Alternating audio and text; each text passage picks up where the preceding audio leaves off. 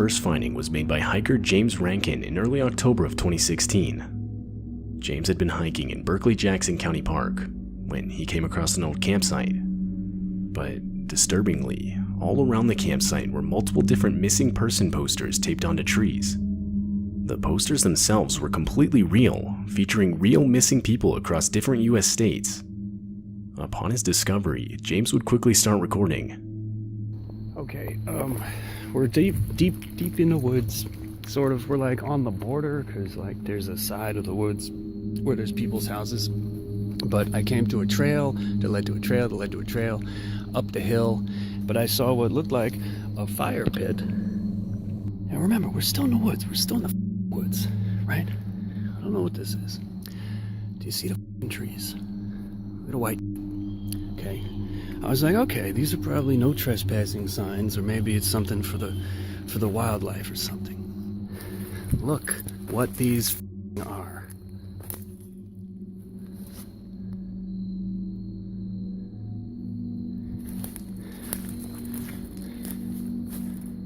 What the is going on in here? This is Utah, Florida. They're all different. They're all different. Every single one. This one's from Georgia. And look at it. Like, look where the we are. Who the does something like this? And we got this one. And it's obviously, you can tell, these aren't new. Like, not just that this is 2012, Noblesville, Indiana, right? Look at the tape. Look at the water damage. These bits have been hanging up for a while. Let me just, look at that. And over here in the middle of the fire pit, that's a shovel. James would ultimately report the finding to the police. Though, upon further investigation, police would write it off as someone's Halloween decorations. James, however, was not satisfied with this investigation. His discovery took place on October 3rd, and according to James, the posters themselves did not look like they were set up recently. Later that same year, James would return to the campsite, but this time be stopped by multiple no trespassing signs. Okay, first of all, I am not violating any of these no trespassing signs. I'm simply not. I came here only to show you and get it on tape and leave.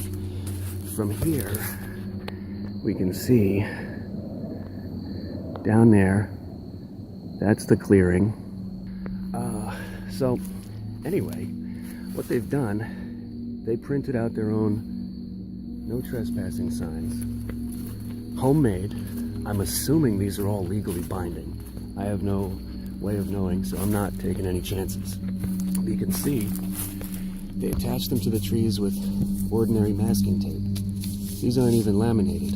This is posted, private property, no trespassing. Violators will be prosecuted. And we've got one there, one there, one there. Because the police had already closed their investigation, this would pretty much mark the end of the whole situation.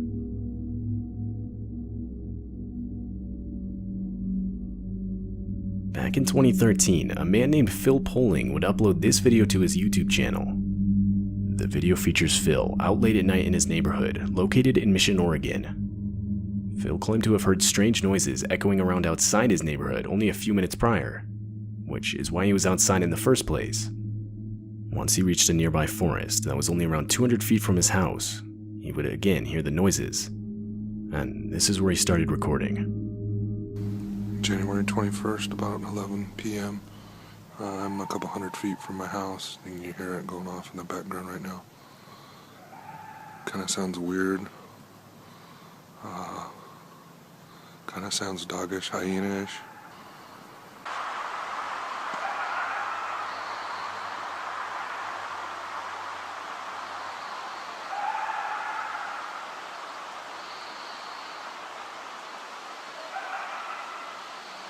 I mean, that almost sounds like laughter.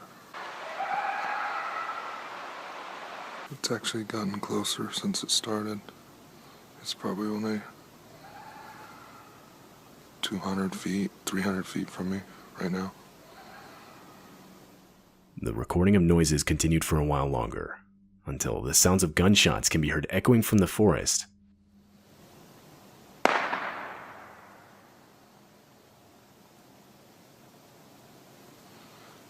think that was a gunshot.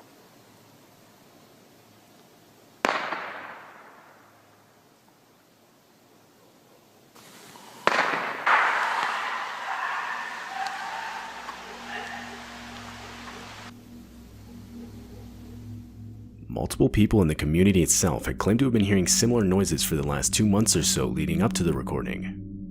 But just what exactly was making the noises is still unclear.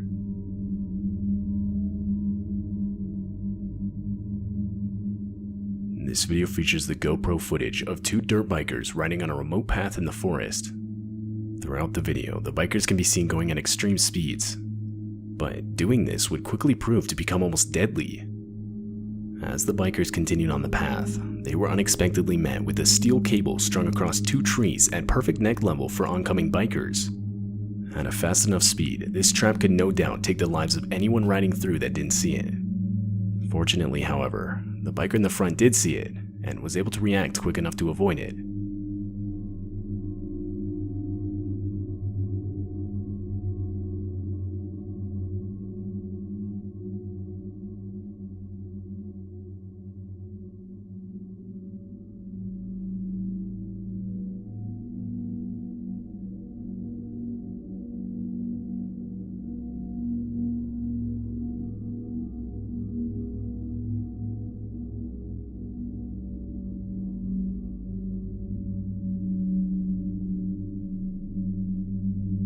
The bikers would actually debate whether or not to stay and wait for the person who set up the trap to come back, but they would end up deciding against this. It's still unknown who's responsible.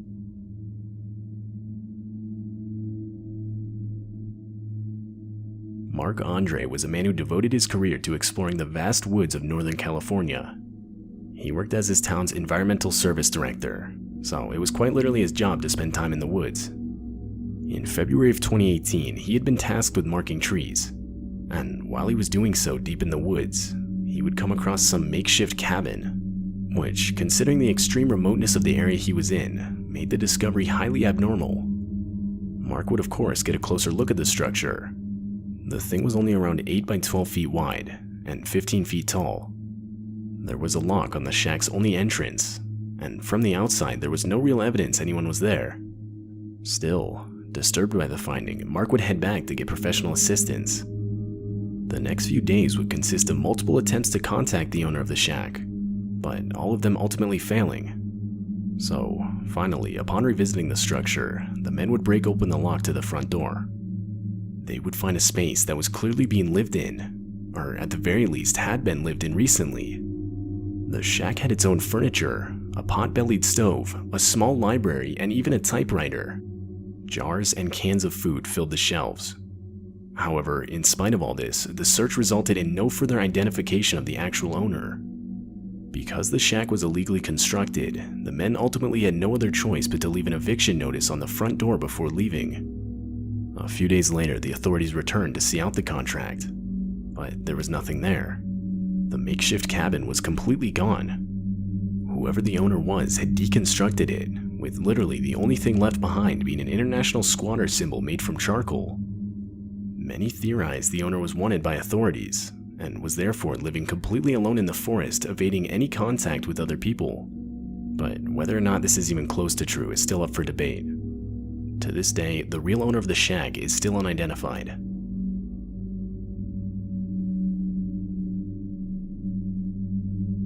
This video was captured on an early morning in the middle of December. It takes place in Canada, and features some disturbing noise echoing throughout the forest. It's not clear what the noise is. Many frequent hunters would report to have never heard anything even remotely similar. I don't know what that is. I don't know. Scary shit.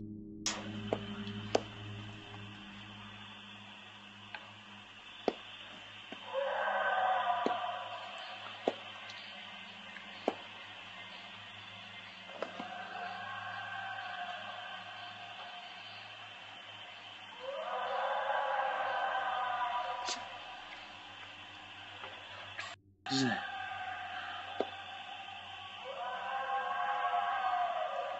What the? One comment suggested the noise could have been a wolf that was either trapped or left behind by its pack. It's also possible it was another animal, such as an elk or possibly a bull moose, although none of these theories have been confirmed.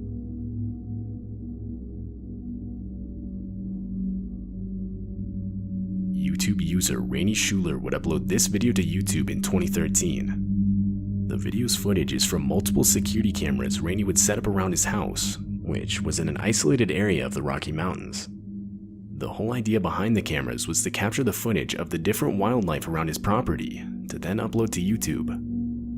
But on September 13, the cameras around his house would catch something completely out of the ordinary.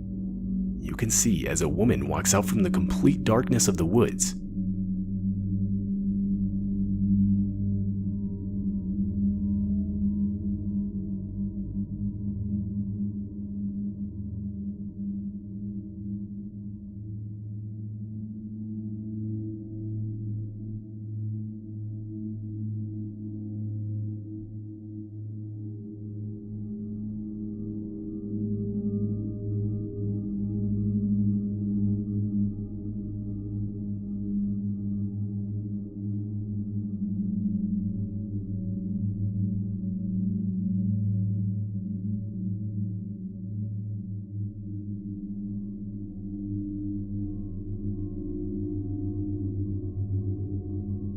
Some believe the woman was lost, or that her car had broken down nearby. But that doesn't explain her general careless mannerism as she aimlessly walks around the property. And a while later, the woman could be seen walking right back into the forest. After that night, the house owner would never see this woman again.